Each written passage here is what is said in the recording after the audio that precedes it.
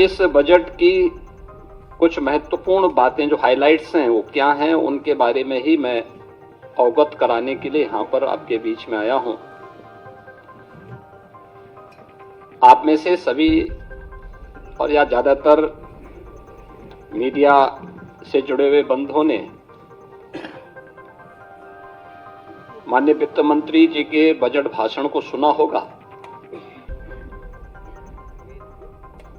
बहुत सारी बातें ऐसी होती हैं जो मतवार नहीं हो पाती हैं, लेकिन उनका उल्लेख या तो बजट भाषण पे चर्चा के दौरान हो पाता है या फिर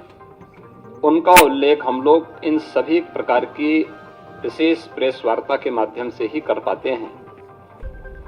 और इसलिए आवश्यक हो जाता है कि उस ओर भी आप सभी का ध्यान आकर्षित हो सके, जिससे जनता जनार्दन तक उन बातों को हम पहुंचा सकें जिसके लिए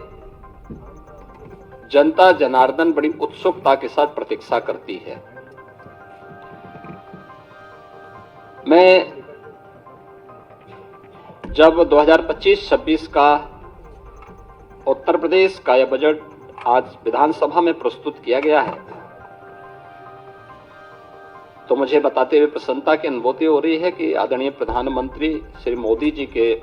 मार्गदर्शन में उत्तर प्रदेश सरकार का यह हमारी सरकार का 9वां बजट है। और पिछले 8 वर्ष के अंदर जो कुछ भी सरकार ने कदम बढ़ाए हैं, उत्तर प्रदेश के लिए उठाए हैं, उसके अच्छे परिणाम हम सबके सामने देखने को मिले हैं। मैं इस बजट के प्रस्तुतिकरण के लिए वित्त मंत्री सुरेश खन्ना जी को और वित्त विभाग के अपर मुख्य सचिव समेत उन सभी अधिकारी और कर्मचारियों को हृदय से धन्यवाद देना चाहूंगा,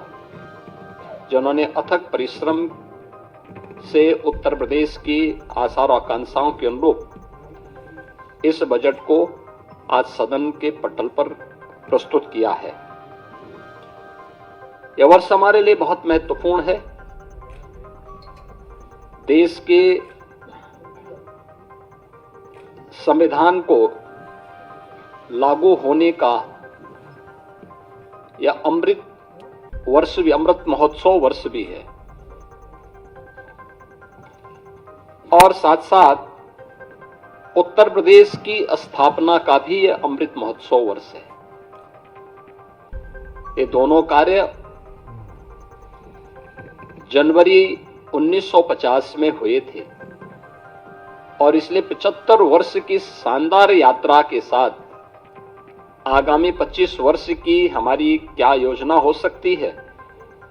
उसका एक रोड मैप तैयार करने के लिए बजट अत्यंत महत्वपूर्ण है। इस अवसर पर हम सब संविधान के शिल्पी बाबा साहब भीमराव अंबेडकर, जिनके नाम पर डबल इंजन की ये सरकार लखनऊ में बाबा साहब भीमराव अंबेडकर स्मारक और सांस्कृतिक केंद्र की स्थापना कर रही है, संविधान के 75 वर्ष की इस यात्रा के लिए उन्हें विनम्र श्रद्धांजलि अर्पित करता हूं और यह केंद्र बहुत शीघ्र बाबा साहब भीमराव अंबेडकर के विचारों का एक केंद्र बनकर के संविधान की मूल भावनाओं के अनुरूप वंचितों को वरीयता देने के क्रम को तत्परता के साथ आगे बढ़ाएगी। यह एक नया माध्यम होगा और इसी को थीम में रख करके हमने 2025-26 का अपना बजट प्रस्तुत किया है। मुझे बताते हुए प्रसन्नता है कि पिछले जो बजट हम लोगों ने प्रस्तुत किए थे उन सब की अपनी एक थीम थी। 2017-18 का जो बजट था वह उत्तर प्रदेश के अन्नदाता किसानों को समर्पित था। अन्नदाता किसानों के हितों के लिए जो अनेक कदम सरकार ने उस समय उठाए थे, उनके ऋण माफी के कार्यक्रम रहे हों, उनकी फसल को प्रोक्योर करने के लिए प्रोक्योरमेंट सेंटर और एमएसपी का दाम उन तक पहुंचाने के कार्यक्रम रहे हों, चीनी मिलों के पुनरुद्धार के कार्यक्रम और वर्षों से लंबित गन्ना मूल्य के भुगतान को एक समयबद्ध तरीके से आगे बढ़ाने का कार्यक्रम रहा हो, अच्छे किस्म के बीज और सिंचाई के बेहतरीन सुविधाओं ने उपलब्ध कराने का रहा हो, ये सब कार्य तत्परता के साथ इसके लिए कदम बढ़ाए गए। और आज मुझे प्रसन्नता है कि डबल इंजन की भारतीय जनता पार्टी की सरकार के द्वारा जो कदम 17-18 में उठाए गए, आज उसका परिणाम है उत्तर प्रदेश के किसानों की आमदनी को, जो 2017-18 के पहले आत्महत्या करने के लिए मजबूर होता था, आज उसको दोगुने से अधिक बढ़ाने में मदद मिली है। वर्ष 18-19 का जो बजट था, वह बजट हम लोगों ने उत्तर प्रदेश के बीमारू राज्य से इसको उभारने के लिए इंफ्रास्ट्रक्चर और औद्योगिक विकास के लिए समर्पित किया था। आपने देखा होगा एक्सप्रेस वे में जो उत्तर प्रदेश की भागीदारी बहुत कम थी, आज गंगा एक्सप्रेस वे के पूर्ण होने के साथ ही उत्तर प्रदेश की भागीदारी देश के अंदर इंफ्रास्ट्रक्चर एक्सप्रेस वे में 55% से अधिक हो जाएगा। औद्योगिक विकास की दृष्टि से उत्तर प्रदेश का पहला इन्वेस्टर समिट भी हम लोगों ने 2018 में यहां पर संपन्न किया था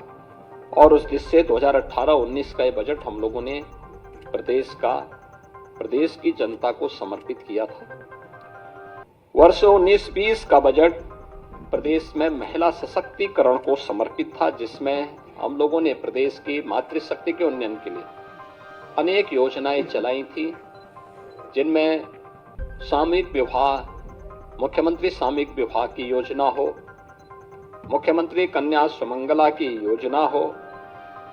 या उत्तर प्रदेश में मिशन शक्ति के कार्यक्रम के माध्यम से महिला सुरक्षा, महिला सम्मान और महिला स्वाभिमान, स्वावलंबन, इन कार्यक्रमों को प्राथमिकता के आधार पर आगे बढ़ाने के साथ ही उत्तर प्रदेश के पुलिस बल में महिलाओं की भर्ती को 20% अनिवार्य करने के कार्यक्रम को प्राथमिकता देते हुए आगे बढ़ाने का कार्यक्रम, यह महिला सशक्तिकरण के लिए उठाए गए कदमों का परिणाम था। वर्ष 2020-21 का बजट हम लोगों ने उत्तर प्रदेश के युवाओं को और उनके लिए अधिक से अधिक एम्प्लॉयमेंट बढ़ाने के लिए समर्पित किया था और इसमें 2 करोड़ युवाओं को टैबलेट और स्मार्टफोन के माध्यम से तकनीकी दृष्टि से सक्षम बनाने के कार्यक्रम को आगे बढ़ाने, अनेक अन्य कार्यक्रमों को इस दृष्टि से हम लोगों ने प्रदेश की जनता जनार्दन के लिए समर्पित, युवाओं को समर्पित किया था। 2021-22 का जो बजट था हमारी सरकार का, वह स्वावलंबन से सशक्तिकरण की ओर था। एमएसएमई की योजनाओं के माध्यम से प्रदेश के परंपरागत जो उत्पाद थे उनको प्राथमिकता देते हुए स्वावलंबन के माध्यम से आत्मनिर्भरता के लक्ष्य को प्राप्त करने की दिशा में और उसके माध्यम से सशक्तिकरण के लक्ष्य को आगे बढ़ाते हुए कार्य किया गया था। 2022-23 का बजट अंत्योदय से आत्मनिर्भरता की दिशा में हम लोगों ने उस समय इस कार्यक्रम को आगे बढ़ाया था। पंचायतों के आत्मनिर्भरता के लिए पहली बार ग्राम सचिवालय के निर्माण के कार्यक्रम को आगे बढ़ाया गया था। पहली बार उन सभी क्षेत्रों में कार्य प्रारंभ हुए थे जो महिला सशक्तिकरण के लिए महत्वपूर्ण थे और ग्राम्य विकास की दृष्टि से हमारी जो आज भी लगभग 70% के आसपास आबादी ग्रामीण क्षेत्र में निवास करती है, उनके लिए इस कार्यक्रम को आगे बढ़ाया गया था, जिसका परिणाम है कि आज उत्तर प्रदेश की हर ग्राम पंचायत में 5 से 7 रोजगार सृजन की संभावना स्वतःस्फूर्त भाव के साथ वहां दिखाई देती है। 2023-24 का बजट उत्तर प्रदेश के अंदर एक त्वरित, सर्वसमावेशी और समग्र विकास के साथ आत्मनिर्भर उत्तर प्रदेश की नींव को सुदृढ़ करने वाला बजट प्रस्तुत किया गया था और 2025-26 का बजट एक राम राज्य के लिए समर्पित, लोक मंगल की कामना से समर्पित बजट था। तो 2025-26 के अंदर जो 2024-25 का हमारा बजट था, ये उत्तर प्रदेश के अंदर टूरिज्म में भी, ट्रेड में भी, टेक्नोलॉजी में भी एक नए उछाल लाने वाला बजट था। पहली बार 65 करोड़ से अधिक पर्यटक उत्तर प्रदेश के अंदर आए। 14 लाख से अधिक इसमें विदेशी पर्यटक भी थे। और पर्यटन में जो उत्तर प्रदेश पहले तीसरे नंबर पर था, वह उसने 2019 के बाद से जो गति पकड़ी, वह नंबर 1 पर देश के अंदर आने में सफल हुआ है। और 2025-26 का जो बजट है, यह भारत की सनातन संस्कृति को समर्पित सर्वे भवन्तु सुखिनः की अवधारणा पर गरीब, अन्नदाता किसान, युवा, महिला के उत्थान को समर्पित है, जिसमें प्रधानमंत्री मोदी जी का विजन, जिसमें वंचित को वरीयता, यानी वंचित को वरीयता उसका एक थीम है, उसका केंद्रीय भाव है, इसको समर्पित है। इस बजट का जो दायरा है, जो कि वित्त मंत्री जी ने अपने बजट भाषण में भी कहा कि 8,08,736 करोड़ रुपये से अधिक का यह बजट है, जो 2024-25 की तुलना में 9.8% अधिक है। इसमें एक तरफ जो बजट का आकार में बढ़ोतरी ये राज्य के सामर्थ्य को प्रदर्शित करता है, तो दूसरी ओर यह बजट डबल इंजन सरकार की प्रतिबद्धता को भी दिखाता है। इस बजट में हमने 2,25,561 करोड़ 49 लाख रुपए कैपिटल एक्सपेंडिचर के लिए इसमें प्रस्तावित किया है, जिसके माध्यम से इंफ्रास्ट्रक्चर पर धनराशि जो व्यय होगी, इससे अधिक रोजगार की सृजन इसके माध्यम से होंगे और यह अर्थव्यवस्था को सुदृढ़ करता है। हमने प्रदेश के अंदर 2017-18 में जब उत्तर प्रदेश की अर्थव्यवस्था, जो प्रदेश की कैसे हमने इसको बढ़ाने में सफलता प्राप्त की है, जो जीडीपी थी वह 12,89,000 करोड़ रुपए की थी, वह आज 24-25 में जो उसका अनुमान है वह 27,51,000 करोड़ रुपए होने का अनुमान वह है। और ये दिखाता है कि इसमें 3 वर्ष का कालखंड ऐसा था जब वैश्विक महामारी कोरोना जैसी त्रासदी का सामना करना पड़ा था, जो आर्थिक दृष्टि से अत्यंत पूरी दुनिया के लिए, केवल भारत के लिए नहीं या केवल यूपी के लिए नहीं, बल्कि पूरी दुनिया के लिए अत्यंत कठिन समय था। और आज उसी का परिणाम है कि 2016-17 में जिस उत्तर प्रदेश की अर्थव्यवस्था देश के अंदर 6ठी-7वीं अर्थव्यवस्था मानी जाती थी, आज उत्तर प्रदेश ने जो लंबी छलांग लगाई है,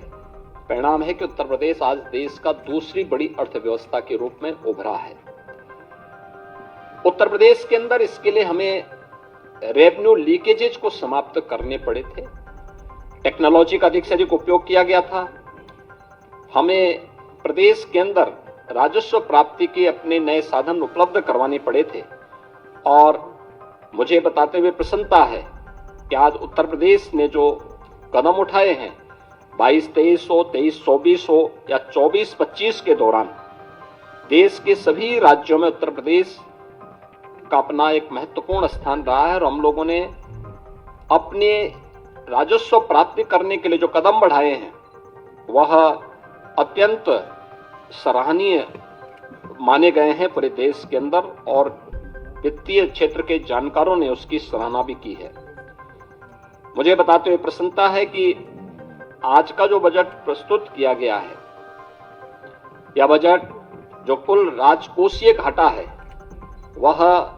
सकल राज्य घरेलू उत्पाद का, यानी जो FRBM की जो लिमिट है रिजर्व बैंक ने घोषित की है 3% के अंदर, वह 2.97% है और यह एक वित्तीय प्रबंधन की दृष्टि से एक बेहतरीन कदम माना जा सकता है। राज्य सरकार का बहुत व्यवस्थित वित्तीय प्रबंधन इसको मान सकते हैं। राजकोषीय अनुशासन का भी एक उत्कृष्ट उदाहरण यह अपने आप में है। मुझे ये बताते हुए प्रसन्नता है कि जो नीति आयोग के द्वारा राज्यों की राजकोषीय स्थिति के संबंध में जो उनकी रिपोर्ट आई है, उस रिपोर्ट के अनुसार भी उत्तर प्रदेश को फ्रंट रनर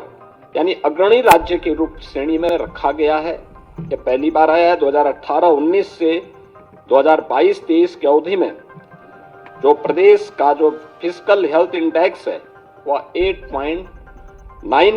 अंकों में इसमें बढ़ोतरी हुई है। व्यय की गुणवत्ता में सुधार हुआ है। 18 में 13वीं अवधि में पूंजीगत जो व्यय था वह 8.8% से 19.3% के मध्य रहा है और इस अवधि में यह अनुपात देश के प्रमुख राज्यों में औसत अनुपात से जो एवरेज रेशियो था उससे अधिक यूपी का रहा है। प्रदेश ने इस दौरान बेरोजगारी की दर को कम करने में सफलता प्राप्त की है और अत्यधिक रोजगार के सृजन करने में भी प्रदेश ने सफलता प्राप्त की है। उत्तर प्रदेश ने इस दौरान जो कदम बढ़ाए हैं, खासतौर पर अपने परंपरागत उत्पाद के लिए एमएसएमई सेक्टर पर वन डिस्ट्रिक्ट वन प्रोडक्ट ने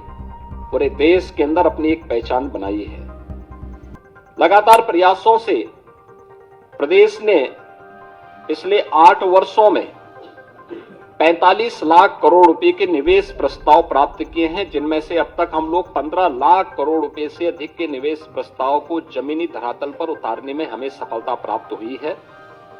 और इसके माध्यम से हमने 60 लाख से अधिक उत्तर प्रदेश के युवाओं को सीधे नौकरी प्रदान करने में भी सफलता प्राप्त की है। हमने बजट में इस बार के बजट में 28,478 करोड़ और 31 लाख रुपए नई मदों के लिए हमने प्रावधानित किया है, जिसमें अवस्थापना विकास के लिए 1,79,131 करोड़ 4 लाख रुपए प्रस्तावित किया है, जो कुल बजट का 22% है। इसमें ऊर्जा क्षेत्र के लिए, सिंचाई के लिए, भारी और मध्यम उद्योग के लिए, नगर विकास के लिए, आवास एवं शहरी नियोजन के लिए और नागरिक उड्डयन के लिए यानी एयर कनेक्टिविटी को और बेहतर बनाने के लिए यह कदम बढ़ाए गए हैं। शिक्षा क्षेत्र में कुल बजट का उत्तर प्रदेश के अंदर शिक्षा के लिए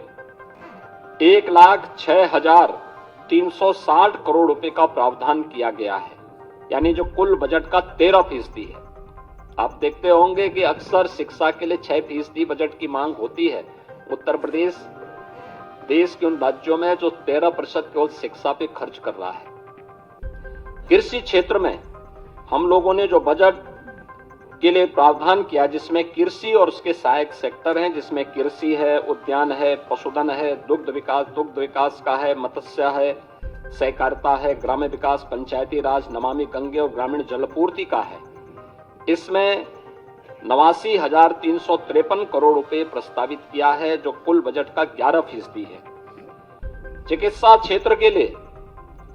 यह सेक्टर अत्यंत महत्वपूर्ण सेक्टर है। इसके लिए भी प्रदेश सरकार ने 50,550 करोड़ रुपए का प्रावधान किया है, जो कुल बजट का 6% है। इसी प्रकार से हम लोगों ने जो यूनियन बजट में तो अभी केंद्रीय बजट जो देश की संसद में अभी पारित हुआ है, इसमें प्रत्येक जनपद में कैंसर डे केयर सेंटर की घोषणा की गई है और इसके लिए उत्तर प्रदेश सरकार ने अपने प्रस्ताव को भी किया है और बजट में हमने उसके लिए आवश्यक धनराशि की व्यवस्था भी की है कि जिससे हर एक जनपद में हम एक पहले ही फेज में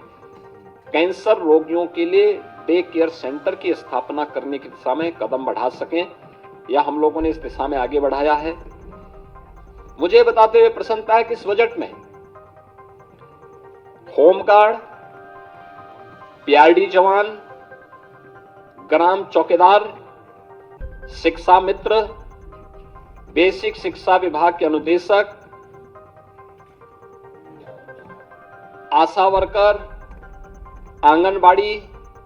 एएनएम और संविदा से जुड़े हुए उन सभी कार्मिकों को, जितने भी स्वच्छता के कार्यक्रम के साथ जुड़े हुए कार्मिक हैं, इन सभी कार्मिकों को हम लोगों ने अनिवार्य रूप से 5 लाख रुपए के आयुष्मान भारत का कवर हर वर्ष देने की एक बड़ी योजना को भी आज के इस बजट में उसका प्रावधान किया है। और इसमें 5 लाख रुपए तक की उनको निःशुल्क स्वास्थ्य की सुविधा उत्तर प्रदेश में मुख्यमंत्री जन आरोग्य योजना के माध्यम से देने की घोषणा इसमें की गई है। मुझे ये बताते हुए प्रसन्नता है कि समाज कल्याण विभाग के लिए बजट में 35,863 करोड़ रुपए की व्यवस्था की गई है, जिसमें अनुसूचित जाति, जनजाति, पिछड़ा वर्ग, दिव्यांगजन सशक्तिकरण, महिला और बाल विकास के लिए यह धनराशि उपयोग में आएगी। छात्रवृत्ति के लिए 4,720 करोड़ रुपए की व्यवस्था की गई है और निर्धन व्यक्तियों की पुत्रियों की शादी के लिए 900 करोड़ रुपए की व्यवस्था और सामाजिक पेंशन के लिए जो व्यवस्था की जाती है उसमें 13,448 करोड़ रुपए का प्रावधान इसमें किया गया है। मित्रों, इंफ्रास्ट्रक्चर के लिए अब उत्तर प्रदेश अपने एक सुदृढ़ रेवेन्यू सरप्लस स्टेट के माध्यम से बीमारू राज्य नहीं है। ये डबल इंजन की सरकार ने 8 वर्ष में जो सामूहिक रूप से प्रयास आगे बढ़ाए थे, आज उसका परिणाम है कि हम भारत की डेवलपमेंट में ग्रोथ इंजन की भूमिका के रूप में एक प्रगतिशील राज्य के रूप में आगे बढ़े हैं। इस बार हमने बजट में 4 नए एक्सप्रेस वे की भी घोषणा की है, जिसमें आगरा लखनऊ एक्सप्रेस वे से गंगा एक्सप्रेस वे से आगरा लखनऊ एक्सप्रेस वे तक, यानी बाया हरदोई फरुखाबाद तक, इसको हम लोगों ने एक तो इसके लिए बजट का प्रावधान किया है। दूसरा, गंगा एक्सप्रेस वे को प्रयागराज से मिर्जापुर, वाराणसी, चंदौली और पूर्वांचल एक्सप्रेस वे के साथ जोड़ते हुए फिर पूर्वांचल एक्सप्रेस वे को इसी मार्ग से ले जाते हुए शक्तिनगर सोनभद्र तक जोड़ने के लिए भी एक घोषणा इसके साथ हम लोगों ने की है, जिसमें विंध्य एक्सप्रेस वे के रूप में हम इसको जोड़ने जा रहे हैं। गंगा एक्सप्रेस वे को मेरठ से हरिद्वार तक जोड़ने के लिए भी हम लोगों ने इसमें आज के इस बजट में इसके लिए धनराशि की व्यवस्था की है और गंगा एक्सप्रेस वे को ही हम लोगों ने बुंदेलखंड एक्सप्रेस वे के साथ जोड़ने के लिए भी धनराशि की व्यवस्था आज के इस बजट में प्रस्तावित की है। प्रयागराज में महाकुंभ के अवसर पर इस बार हमारे जो अनुभव रहे हैं उसको देखते हुए हम लोगों को ये अनुभव हुआ है कि वहां पे आवागमन को और सुगम बनाने के लिए 2 नए ब्रिजेज बनाने बहुत आवश्यक हैं। एक शास्त्री ब्रिज के साथ पैरेलल गंगा नदी के ऊपर और एक यमुना नदी के ऊपर जो नैनी में सिग्नेचर ब्रिज है उसके पैरेलल एक नए ब्रिज बनाने के लिए इसके लिए भी धनराशि की व्यवस्था हमने यहाँ पर की है। मुझे बताते हुए प्रसन्नता है कि मॉडर्न टेक्नोलॉजी में लखनऊ को आर्टिफिशियल इंटेलिजेंस के एक केंद्र के रूप में, एक हब के रूप में विकसित करने के लिए भी धनराशि की व्यवस्था यहाँ पर की गई है। इसके अलावा प्रदेश के अंदर प्रत्येक मंडल स्तर पर प्रदेश सरकार ने एक कन्वेंशन सेंटर, ये कन्वेंशन सेंटर जो भी हमारे बनेंगे जिसमें बड़े पैमाने पर हम लोग वहां के सार्वजनिक कार्यक्रमों को आयोजित कर सकेंगे, इनके निर्माण के लिए हम लोगों ने धनराशि का प्रावधान किया है। और ये सभी नगर निगमों में, खासतौर पर प्रदेश के अंदर सभी नगर निगमों में और खासतौर पर उन नगर जो हमारे कमिश्नरी हेडक्वार्टर हैं उन पे पहले चरण में हम इसको करने जा रहे हैं। प्रत्येक ग्राम पंचायत में एक उत्सव भवन बनाने के कार्यक्रम को भी बजट में प्रावधान किया गया, जिसमें शादी ब्याह के हैं, कोई मांगलिक कार्यक्रम है, कोई सार्वजनिक कार्यक्रम ग्राम पंचायत स्तर पर करने हो, तो यह एक नई उपलब्धि ग्राम पंचायतों को उपलब्ध करवाई गई है। यह कार्यक्रम भी हम उसको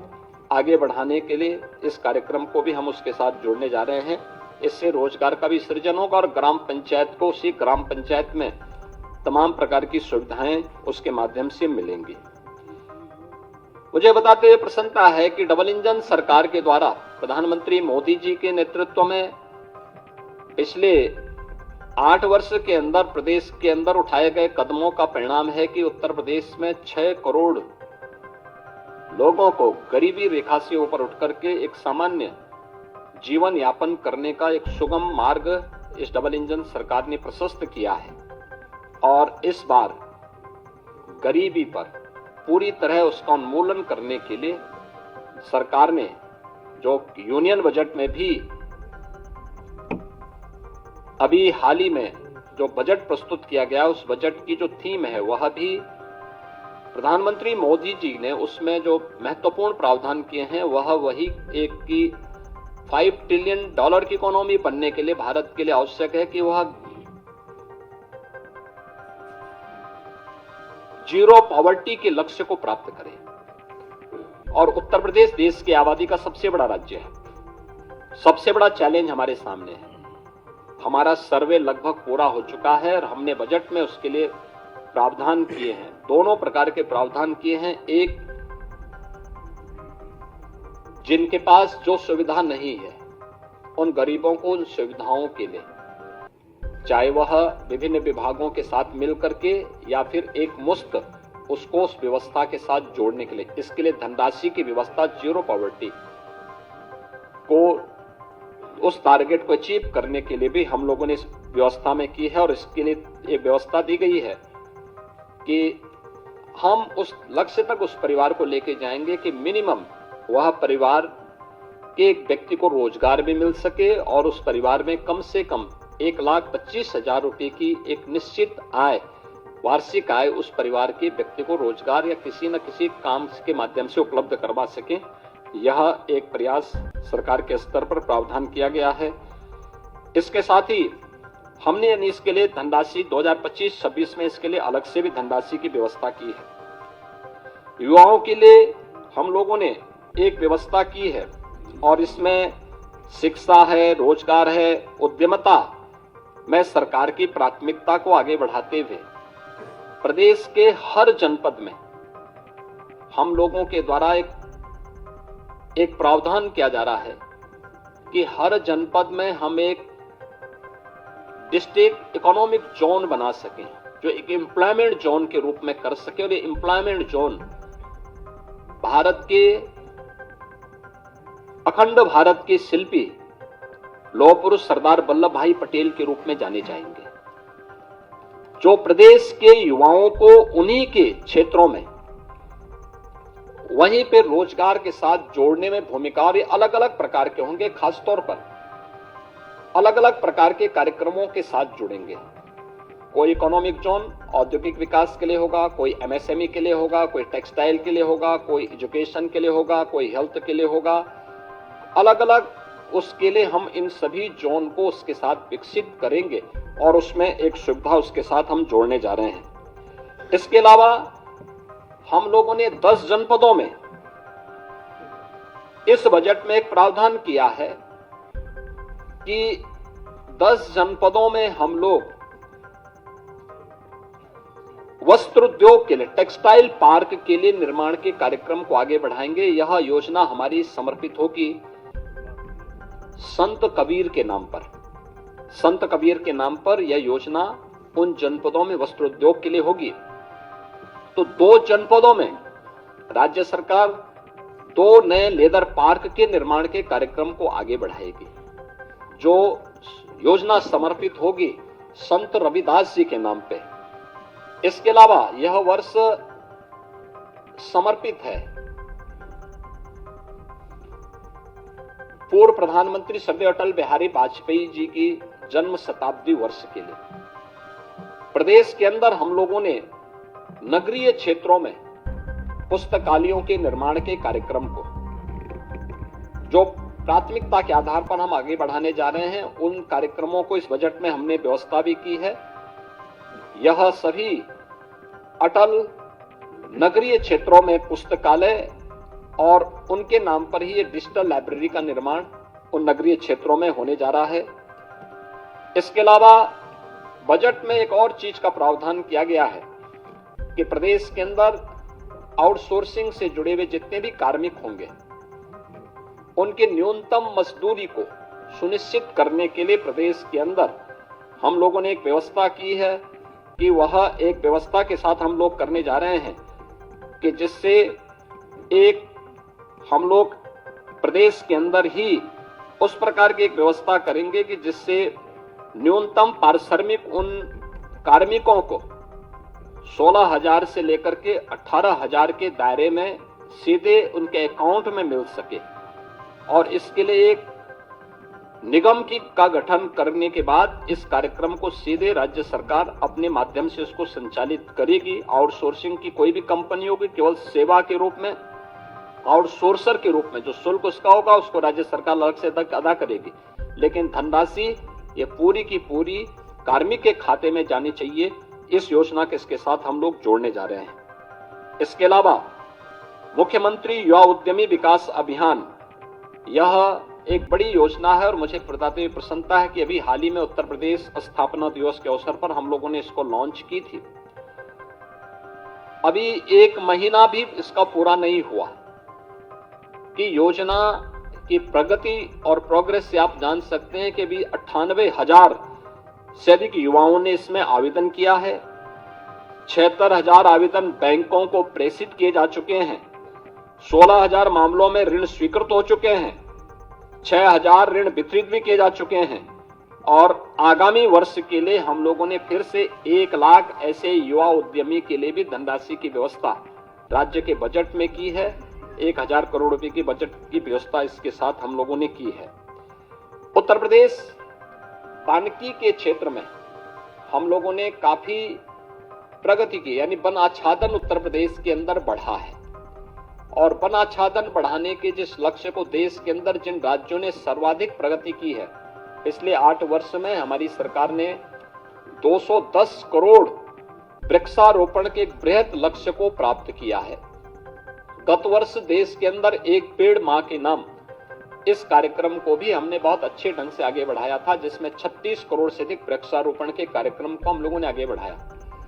इस पे रिसर्च के लिए एक नए विश्वविद्यालय की स्थापना के लिए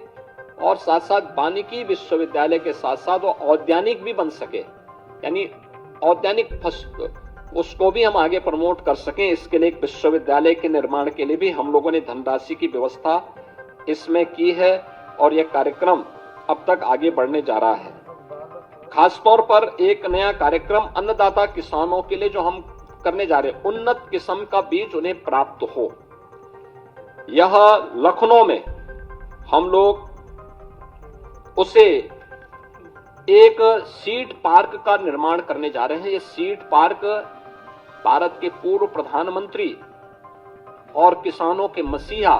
चौधरी चरण सिंह जी के नाम पर समर्पित होगा। और इसके लिए भी 250 करोड़ 251 करोड़ रुपए की व्यवस्था हम लोगों ने इस बजट में इसका प्रावधान किया है। अन्नदाता किसानों के लिए हम लोगों ने 26 जनपदों में यूपी एग्रीज के अंतर्गत 4,000 करोड़ रुपए के निवेश करके कृषि क्षेत्र में क्रांतिकारी बदलाव लाने के लिए एक कार्यक्रम को आगे बढ़ाया है। ऐसे ही छाता की चीनी मिल को उसके क्षमता विस्तार के लिए धनराशि की व्यवस्था की है। और पिपराइच की चीनी मिल के लिए भी वहां पे एक इंटीग्रेटेड शुगर कॉम्प्लेक्स में डिस्टिलरी के निर्माण के लिए भी धनराशि की व्यवस्था यहां पर की है। प्रदेश के अंदर हर जनपद की एक प्रमुख मंडी में पहले चरण में किसानों के लिए एक सेंटर, यानी उनके लिए एक विश्रामालय, और विश्रामालय के साथ साथ एक कैंटीन, अन्नपूर्णा कैंटीन जो माता सबरी के नाम पर समर्पित होगा। तो इसके निर्माण के कार्यक्रम को भी हम लोगों ने इसमें व्यवस्था की है, जिसमें उन्हें बहुत कम दाम पर भोजन की थाली वहां उपलब्ध हो सके, इसकी व्यवस्था की है। तो मुख्यमंत्री कृषक दुर्घटना बीमा योजना के अंतर्गत भी किसान हो, किसान के परिवार के सदस्य हो या फिर अन्नदाता किसानों से जुड़े हुए जो अन्य उनके सहयोगी किसान होते हैं, इन पर किसी भी आपदा के कारण उनके दुर्भाग्यपूर्ण मृत्यु होने पर उन्हें 5 लाख रुपए की बीमा कवर को मुख्यमंत्री कृषक दुर्घटना बीमा योजना के साथ जोड़ा है, जिसमें 1050 करोड़ रुपए का व्यवस्था किया गया है और निराश्रित गोवंश के रखरखाव के लिए भी 2000 करोड़ रुपए का व्यवस्था हम लोगों ने इस बजट में प्रस्तावित किया है। प्रदेश के अंदर मेधावी छात्र छात्राओं के लिए स्कूटी की एक स्कीम हम लोग इस बजट में प्रावधान किए हैं, जिसके लिए 400 करोड़ रुपए की व्यवस्था की गई है और जिसमें महारानी लक्ष्मीबाई के नाम पर इस योजना को प्रदेश सरकार चलाएगी और इस कार्यक्रम को हम आगे बढ़ाने जा रहे हैं। मुख्यमंत्री सामूहिक विवाह की योजना 51,000 रुपए से बढ़ाकर के 1 लाख रुपए का प्रावधान, और इसके लिए भी हम लोगों ने अब तक 4 लाख से अधिक गरीब बेटियों की शादी इसके माध्यम से की है। अब इस राशि को बढ़ाकर के किया गया, इसके लिए धनराशि का प्रावधान किया गया है। इसके अलावा अब तक विधवा पुनर्विवाह में जो प्रोत्साहन राशि तो 11,000 थी और जो निराश्रित महिलाएं थी उनकी पुत्रियों के लिए जो सहायता दी जाती थी उसकी राशि 10,000 थी। अब इसको ही बदल करके हमने उसको 1-1 लाख कर दिया है। 1-1 लाख की राशि हम लोग विधवा विवाह के लिए यानी पुनर्विवाह के लिए और विधवा महिलाओं की यानी निराश्रित महिलाओं की जो पुत्रियां थी उनकी शादी के लिए भी अनुमन्य सहायता की राशि को 1 लाख रुपए तक करने के लिए हम लोगों ने कार्य किया जा रहा है, प्रावधान किया गया है। मुझे बताते हुए प्रसन्नता है कि इस बजट में हम लोगों ने उत्तर प्रदेश के अंदर 7 जनपदों वाराणसी, मेरठ, प्रयागराज, गोरखपुर, कानपुर, झांसी, आगरा में श्रमजीवी महिलाओं के लिए यानी कामकाजी महिलाओं के लिए हॉस्टल बनाने के कार्यक्रम को भी इस बजट में प्रावधान किया है। यह योजना समर्पित होगी पुण्य श्लोका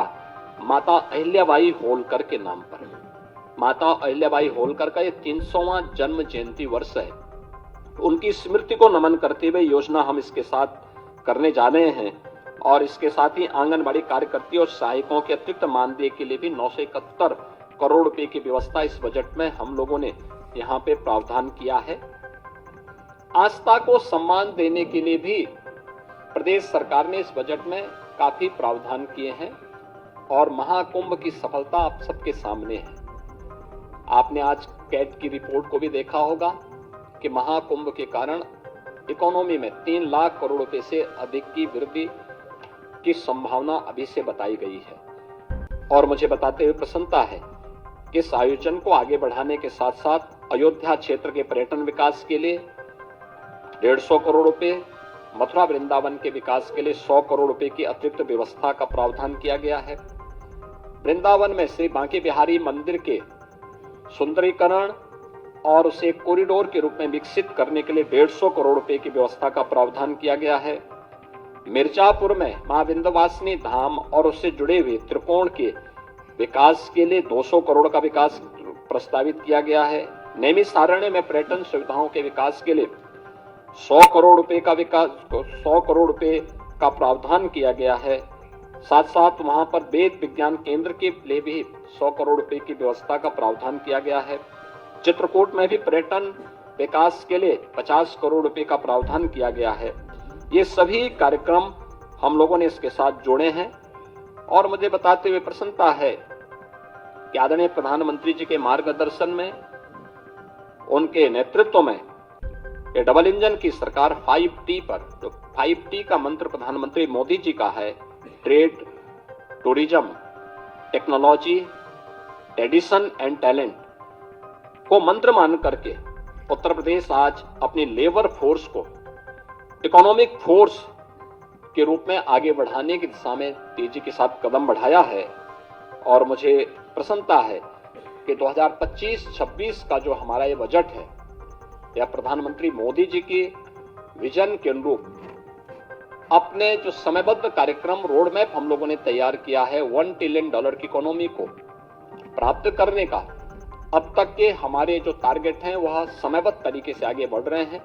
और मुझे पूरा विश्वास है कि 2025-26 में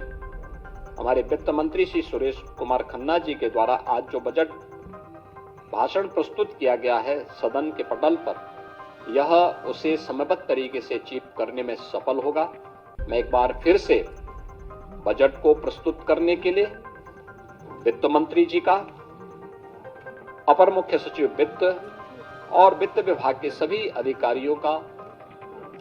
हृदय से धन्यवाद देता हूं और मुझे पूरा विश्वास है कि हम समयबद्ध तरीके से इसको आगे बढ़ा करके उत्तर प्रदेश को देश की अर्थव्यवस्था के ग्रोथ इंजन के रूप में प्रस्तुत करने में सफल होंगे। बहुत बहुत धन्यवाद जी।